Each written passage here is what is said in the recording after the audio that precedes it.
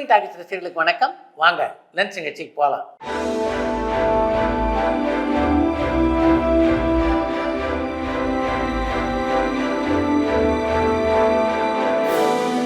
என்னம்மா முதல் கேள்வி? சார், திரைப்படங்கள்ல நடிக்கிறத தவிர்த்து முதல்வர் மு.க. ஸ்டாலின் ஒரே ரத்தம் படத்துல மட்டும் எப்படி நடிக்க ஒத்துக்கிட்டாருன்னு கரூர்ல இருந்து மோகன் கேட்டிருக்காங்க.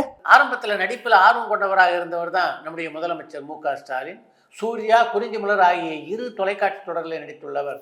4 நாடகங்கள்லேயே நடிச்சிருக்காரு. அவர் நடித்த திரைப்படம்னா அது ஒரே ரத்தம் திரைப்படம் மட்டும் இல்லை, மக்கள் ஆணையிட்டார் என்ற படத்திலும் அவர் நடித்திருக்கிறார். உங்களுக்கு பிடிச்ச பக்தி படம் என்ன? கடவுள் வேடத்துல நடிச்ச நடிகர்கள்ல உங்களுக்கு பிடிச்சவங்க யாருன்னு கடலாடியிலிருந்து பாலசுப்ரமணியன் கேட்டிருக்காங்க. கடவுள் வேடமேற்று நடித்த நடிகர்கள் எனக்கு ரொம்ப பிடித்த நடிகர்னா அது என்.டி. ராமராவ் தான். அவர் கிருஷ்ண வேஷம் போட்டு வந்தார்னா அப்படியே கிருஷ்ண பகவானை பார்ப்பது போல நமக்கு தோன்றும். அந்த அளவுக்கு சாந்தமான முகம் அவருடையது. பக்தி படத்தில் எனக்கு ரொம்ப பிடிச்ச படம்னா அது கே.எஸ். கோபாலகிருஷ்ணனுடைய இயக்கத்திலே உருவான ஆதி பராசக்தி. இப்போ ஜிவிஎம் சார் மம்முட்டி சாரை வச்சு மலையாளம்ல எடுக்கிற திரைப்படத்துக்கு அவர் ஃபுல் பவுண்டட் ஸ்கிரிப்ட் கொடுத்திருக்காரா சார்னு காஞ்சிபுரம்ல இருந்து சரவணன் கேட்டிருக்காங்க. மம்முட்டியை வைத்து இப்போது ஒரு மலையாள படத்தை இயக்கி கொண்டிருக்கின்ற கௌதம் வாசுதேவ மேனன் பவுண்டட் ஸ்கிரிப்டை மம்முட்டி கொடுத்தாரா இல்லையா அப்படின்னு எனக்கு தெரியாது. ஆனால் நிச்சயமாக முழு கதையும் மம்முட்டிக்கு அவர் சொல்லியிருப்பார் அப்படின்ற நம்பிக்கை எனக்கு இருக்குது. ஏன்னா முழு கதையும் தெரியாமல் மம்முட்டி திரைப்படத்தில் நடிக்க ஒப்புக்கொள்ள மாட்டார். இயக்குனர் விக்ரமன் இயக்குன எந்த திரைப்படத்திலையுமே ஆட்சி மனோரமா நடிக்கவே இல்லையே, இதுக்கான காரணம் தெரிஞ்சா சொல்ல முடியுமான்னு பாலக்கோடு இருந்து சங்கர் கேட்டிருக்காங்க. விக்ரமன் இயக்கிய படத்தில் மட்டுமா மனோரமா நடிக்கல? பாரதி ராஜா இயக்கிய படங்களில் கூட தான் மனோரமா நடிக்கல. நடிகர் ஜெயம் ரவி விவாகரத்து பண்ண போறதா சொன்னாங்களே சார், அது என்ன ஆச்சுன்னு தஞ்சாவூர்ல இருந்து வினிதா கேட்டிருக்காங்க. தம்பதிகள் இருவர் பிரிவதிலே உங்களுக்கு என்ன அவ்வளவு ஆர்வம்? அவங்க 2 பேருக்கும் இடையே ஏற்பட்டிருப்பது கருத்து வேறுபாடு. அதை பேசி தீர்த்துக்கிட்டாங்கன்னா நல்லது தானே. அப்படிப்பட்ட ஒரு முயற்சியில் தான் அவருடைய நண்பர்கள் பல பேர் இப்போ ஈடுபட்டிருக்காங்க. அது வரைக்கும் காத்திருப்போம். துப்பறிவாளன் திரைப்படம் வருமா வராதா, நாங்க வெயிட் பண்ணலாமா கூடாதான்னு கேரளால இருந்து வினோத் பாலா கேட்டிருக்காங்க. துப்பறிவாளன் 2 திரைப்படம் வரவே வராது அப்படின்னு நான் சொல்ல மாட்டேன். ஆனால் அந்த படம் வருவதற்கு இன்னும் கொஞ்சம் காலம் பிடிக்கும் அப்படின்றது தான் என்னுடைய கணக்கு. எப்படி பார்த்தாலும் அந்த படம் இந்த ஆண்டுக்குள்ளாக வெளிவருவதற்கு எந்த வாய்ப்பும் இல்லை. அடுத்த ஆண்டிலே வேண்டுமானால் வெளியாகலாம். சந்தோஷ் நாராயணன் சாருக்கும் பாரஞ்சித் சாருக்கும் இடையே விரிசல் பெருசாகிட்டே போகுதே, இதுக்கு ஒரு முடிவு இல்லையான்னு கடலூர்ல இருந்து ரமேஷ் கேட்டிருக்காங்க. சந்தோஷ் நாராயணனுக்கும் இயக்குனர் பாரஞ்சித்துக்கும் இடையே விரிசல் அதிகமாயிட்டு போல இப்போ குறைந்து கொண்டு வருகிறது அப்படின்றது தான் உண்மை. சமீபத்திலே மாரி செல்வனுடைய இயக்கத்திலே உருவாகியுள்ள வாழை திரைப்படத்தினுடைய பாடல் வெளியீட்டு விழா நடைபெற்றது. அந்த பாடல் வெளியீட்டு விழாவில் கூட சந்தோஷ் நாராயணனுடன் சந்தோஷமாக சிரித்து பேசி இப்படி தான் இருந்தார் ரஞ்சித். எம்.என். ராஜம் எப்படி இருக்காங்க? அவங்கள சாய்வு சித்ரா ஷோல பார்க்க வாய்ப்பு இருக்கான்னு மதுரையில இருந்து அர்ஜுன் கேட்டிருக்காங்க. எம்.என். ராஜன் இப்ப சென்னையில தான் இருக்காங்க. சாய்வு சித்ரா நிகழ்ச்சியில் அவரை பங்கேற்க வைப்பதற்காக முயற்சி செய்துட்டு இருக்கேன். பொறுத்திருந்து பார்ப்போம். சூப்பர் ஸ்டார் ரஜினிகாந்த் சார் நடிகர் தனுஷ் இயக்கிறதுக்கான வாய்ப்பு இருக்கான்னு ஆவடியில இருந்து சங்கர் கேட்டிருக்காங்க. ஒரு பக்கம் பாத்தீங்கன்னா ரஜினிகாந்த் பல படங்கள் நடிக்க ஏற்கனவே ஒப்புக்கொண்டிருக்கிறார். அதே மாதிரி தனுஷும் பல படங்களில் நடிக்க ஒப்புக்கொண்டு கையெழுத்திட்டு இருக்கிறார். அதனால இப்போது இருக்கின்ற சூழ்நிலையிலே அவர்கள் இருவரும் இணைந்து பணியாற்றுவதற்கான வாய்ப்பு கொஞ்சம் கம்மி. விக்ரம் சாருக்கு தங்கலான் வெற்றி படமா அமைஞ்சு அவருடைய வாழ்க்கையை மாத்துமான்னு ராம்நாட்ல இருந்து பிரிட்டோ கேட்டிருக்காங்க. தங்கலான் திரைப்படம் வெற்றி படமாக அமைந்து விக்ரமுடைய திரையுலக வாழ்க்கையை புரட்டி போடும் அப்படின்ற நம்பிக்கை எனக்கு இருக்கு. நம்பிக்கை தானே வாழ்க்கை. விக்ரம் ஒரு நல்ல நடிகர். அப்படிப்பட்ட நடிகருக்கு வெற்றி கிடைத்ததென்றால் இன்னும் கொஞ்சம் கூடுதல் உற்சாகத்தோடு அவர் பணியாற்ற வாய்ப்பு இருக்கு இல்லையா? நடிகர் சிம்பு அவரோட அப்பாவான டி.ஆர். சாரை வச்சு ஒரு ஆல்பமாச்சும் டைரக்ட் பண்ணுவாரான்னு போரூர்ல இருந்து சரவணன் கேட்டிருக்காங்க. நீங்க சொல்லியிருக்கிறது ஒரு நல்ல யோசனை. உங்களுடைய இந்த கேள்வியை பார்த்துட்டு கூட சிம்புனுடைய இயக்கத்திலே டி.ஆர். ஒரு ஆல்பத்தில் நடிக்கலாம். அதுக்கு வாய்ப்பு இருக்கு.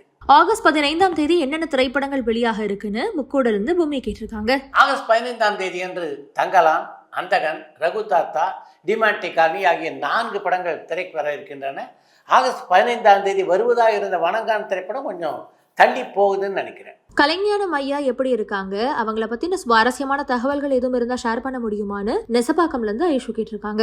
கலைஞானம் அவர்களே அவருடைய பிறந்த தினத்தன்று அவருடைய வீட்டில் சந்திச்சேன். நல்ல உடல் ஆரோக்கியத்தோடு இருக்காரு. இப்போதும் ஒரு கதையை எழுதி கொண்டிருப்பதாகத்தான் என்னிடம் குறிப்பிட்டார் கலைஞானம். வைரமுத்து சார் முழு நேர அரசியல்வாதியா மாறின மாதிரி தெரியுதே, சினிமா வாய்ப்புகள் குறைஞ்சதுதான் இதுக்கான காரணமான சென்னையில இருந்து காவியா கேட்டிருக்காங்க. கவிஞர் வைரமுத்துவின் சமீபத்திய பதிவுகளை பார்க்கும்போது உங்களுக்கு வருகின்ற அந்த சந்தேகம் எனக்குள்ளும் எழுகிறது. கலைஞர் இருந்த போது கூட அரசியல் சார்ந்து இந்த அளவுக்கு பதிவுகளை போட்டதில்லை கவிஞர் வைரமுத்து. KGF Part 3ல நடிகர் அஜித் நடிக்கிறாரான்னு மதுரையிலிருந்து வேல்முத்து கேட்டிருக்காங்க. KGF 3ல அஜித் நடிப்பதற்கான வாய்ப்புகள் பிரகாசமாக இருக்கின்றன.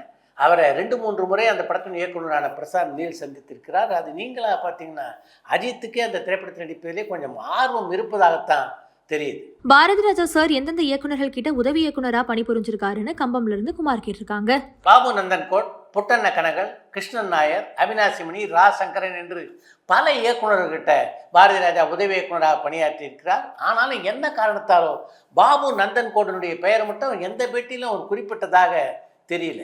கங்குவா பட பாடல் பத்தின உங்களுடைய ரிவ்யூ சொல்லுங்கன்னு சென்னையில இருந்து நிர்மல் கேட்டிருக்காங்க. கங்குவா பட பாடம் மிகச்சிறப்பாக அமைந்திருக்கிறது, அதில் எந்த சந்தேகமும் இல்லை. ஆனால் சூர்யாவுடைய பிறந்த தினத்தை ஒட்டி வெளியிடப்பட்ட பாட்டு அப்படின்னு பார்க்கும்போது இன்னும் கொஞ்சம் மாறுதலாக வேறொரு பாடலை அவர்கள் வெளியிட்டு இருக்கலாமோ அப்படின்ற எண்ணம் தோன்றுவதையும் தவிர்க்க முடியல. முழு நீள காமெடி திரைப்படங்கள்லாம் இப்போலாம் வர்றது இல்லையே, இதுக்கான காரணம் என்னன்னு சென்னையில இருந்து அகில் கேட்டிருக்காங்க. சுந்தர் சி, எம் ராஜேஷ், ராதாமோகன், சிம்புதேவன் என்று நகைச்சுவை படங்கள் எடுக்கக்கூடிய ஆற்றலுடைய பல இயக்குனர் நம்மகிட்ட இருக்காங்க. ஆனாலும் முழுநில நகைச்சுவை படத்தை இவங்க யாருமே ஏன் எடுக்க மாட்டேங்கிறாங்க அப்படின்னு தெரியல. நடிகர் பிரசாந்தை இனி தொடர்ந்து படங்கள்ல பார்க்க முடியுமான்னு 1000 விளக்குல இருந்து ஜெயசீலா கேட்டிருக்காங்க. பிரசாந்தை இனி நிச்சயமாக தொடர்ந்து திரைப்படங்கள்ல பார்க்க முடியும். அதற்கான ஏற்பாடுல தான் இப்ப அவரும் இருக்காரு, அவருடைய தந்தையான தியாகராஜனும் இருக்கிறார்.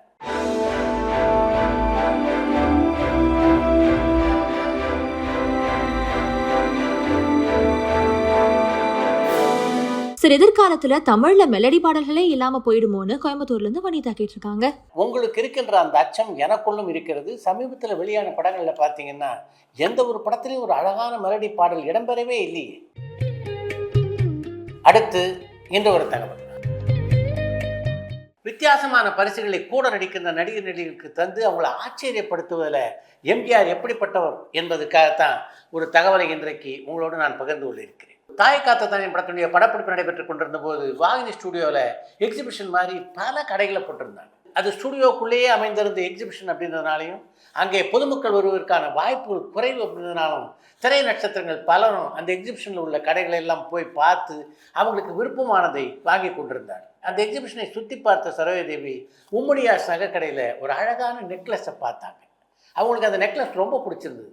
இது என்ன வேலை, இதை உடனடியாக பேக் பண்ணுங்க என்று அந்த கடைக்காரர்கிட்ட சரோஜாதேவி சொன்னபோது தான், மன்னிச்சுக்குங்கம்மா, இது ஏற்கனவே சாவித்திரி செலக்ட் பண்ணி வாங்கிட்டாங்க என்றார் அந்த கடைக்காரர். சரோஜாதேவிக்கு மிகுந்த ஏமாற்றமாகிவிட்டது. ஆனாலும் அந்த ஏமாற்றத்தை மறைத்து கொண்டு அந்த கடையிலிருந்து வெளியேறிவிட்டார். இதையடுத்து தாயை காத்த தாயின் படத்தினுடைய 100வது நாள் விழா சென்னையில் நடைபெற்றது. அந்த விழாவில் எல்லாருக்கும் பரிசு கடைகளை வழங்கி கொண்டிருந்தார்கள். சரோஜாதேவியுடைய முறை வந்தபோது சரோஜாதேவியும் பரிசு கடைத்தை வாங்குவதற்காக மேடைக்கு சென்றார். அப்போ அவருக்கு பரிசு கடையத்தோடு ஒரு நகைப்பட்டியும் பரிசாக அளித்தார் சின்னப்பதேவன். அதை திறந்து பார்த்த சரோஜாதேவியால் தன்னுடைய கண்களையே நம்ப முடியல. அன்றைக்கு நெக்லஸை வாங்குவதற்காக நகைக்கடைக்கு போய் ஏமாற்றத்துடன் சரோஜாதேவி திரும்பியதை தெரிந்து கொண்ட எம்ஜிஆர் தான் அந்த நெக்லஸை வாங்கி கொடுத்துருக்கிறார் என்ற விஷயம் கொஞ்ச நாட்கள் கழித்து தான் சரோஜாதேவிக்கு தெரிய வந்தது. அவர் அடைந்த மகிழ்ச்சிக்கு அளவே இல்லை என்று தான் சொல்ல வேண்டும். மகாராஜா படத்தை பொறுத்த வரைக்கும் நீங்கள் முதலாக தேர்வு செய்த நடிகர்னா அது அனுராக் காஷ்யப் தான் இல்லையா? அனுராக் சார் தான் வில்லனா வேணும்னு சொல்லி அப்பவே ரிசர்ச் கேட்டீங்க. ஏன்னா அபியூஸ் இருக்கிறதுக்காக, பட் எனக்கு அவர் படம் ரொம்ப பிடிக்கும், ரொம்ப பயங்கர இன்ஸ்பயர் ஆகும்.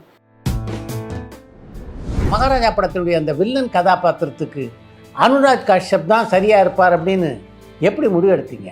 நம்ம ரொம்ப ஒருத்தரா பிடிச்சிருக்கா, தூரத்துலேருந்தே ரெஸ்ட்டு சூப்பராக அப்படியே போயிடும்.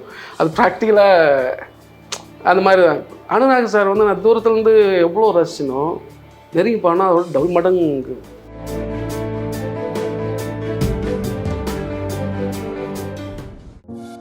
பரபரப்பான சினிமா செய்திகள், நட்சத்திரங்களின் பேட்டிகள், சினிமா வரலாறு ஆகியவற்றை பார்க்கவும் படிக்கவும் உங்களுக்கான இணையதளம் tourantalkies.co.